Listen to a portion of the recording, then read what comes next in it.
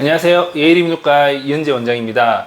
지난 시간까지는 수면 다운 검사를 어떻게 하는지 설명드렸고, 오늘은 수면 다운 검사의 판독에 대해서 설명드리도록 하겠습니다. 자, 모니터를 보실게요. 총 5장의 리포트가 나갑니다.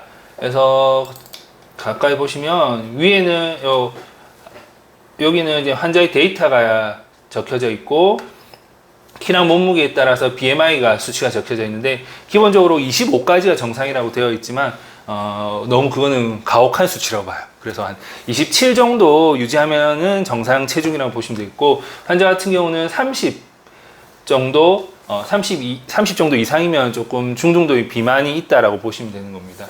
그래서 검사 시작 시간이 나오고 종료 시간이 나오는 거고요.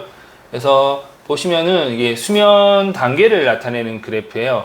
그래서 W는 wake, 깨는 거, R은 REM 수면, 그 다음에 N1, N2, N3는 다 비렘 수면에서 N1, N2는 얕은 수면, N3는 깊은 수면이라고 보시면 됩니다. 그래서 환자가 자는 수면 단계가 이렇게 그래프로 나와 있거든요. 그래서 정상적인 사람은 이렇게 웨이크로 가는 경우가 많이 없는데, 이 환자 같은 경우에는 수면 무호흡증이 심한 환자이기 때문에 이렇게 깨는 것이 종종 나타나게 됩니다. 다음 그래프는 수면 잠복기에 대한 그래프인데요. 그래서 슬립 레이턴시 같은 경우는 이제 불 끄고 나서 잠이 얼만큼 빨리 들었는지, 그 다음에 렘 레이턴시 같은 경우는 잠들고 난 다음에 렘 수면이 얼만큼 빨리 나타나는지를 시간을 나타내는데, 이 같은 경우에서는 렘 수면이 잠들고 나서 15분 이내에 나오면 기면증을 의심할 수 있는 상황입니다. 그래서 전반적인 수면의 그런 단계의 패턴을 이렇게 전체적으로 얼만큼의 비중을 차지하는지 설명을 하고 있는 거고, 이제 다음 장으로 보시면 이 그래프가 좀 가장 중요하다라고 보시면 됩니다. 그래서 obstructive라고 해서 폐쇄성 수면 무호흡증이 시간당 몇 회 있느냐를 나타내는 거거든요. 보시다시피 우리가 시간당 44회 나오고, 그 밑에 하이포암니아라고 이게 저호흡을 나타내는 겁니다. 그래서 저번 시간에 설명을 드렸는데 숨을 한 30% 이상 적게 쉬는 게 한 11점 정도 되고, 이 두 수치를 합친 것이 AHR이라고 저호흡이랑 무호흡 수치를 합친 수치가 55점이 나오는 겁니다.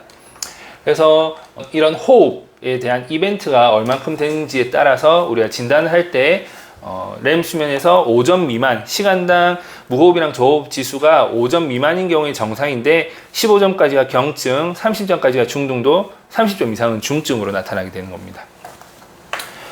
다음으로 나오는 그래프 같은 경우에는 자세에 따라서 무호흡이 얼만큼 많은지 표시를 하는 건데, 슈파인 같은 경우는 이게 바로 누운 자세에서 심하게 나타나는 게 일반적이에요.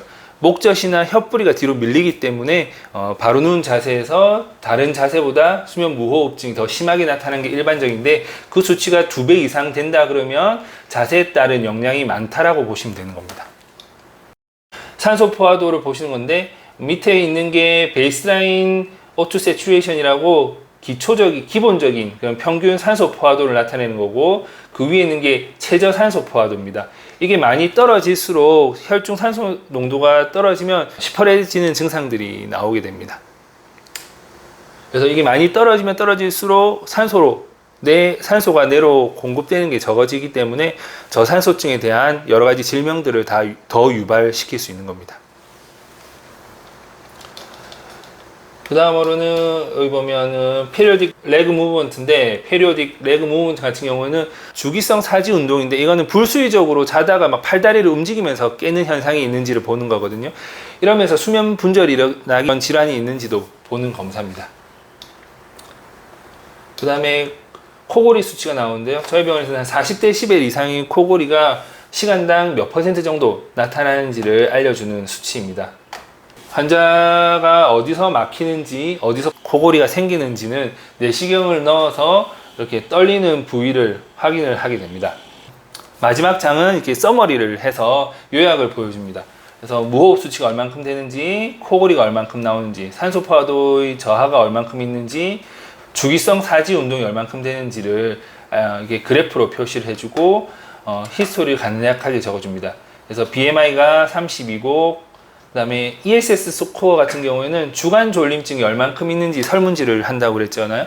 그래서 그게 한 10점 이상이면 졸림증이 많다라고 보는데 14점 정도 됩니다. 그래서 환자가 앓고 계신 그런 현 상태를 이렇게 기록을 하고 우리 수면 다운 검사에서 나타난 기록을 이렇게 하게 돼서 최종 진단을 하게 됩니다.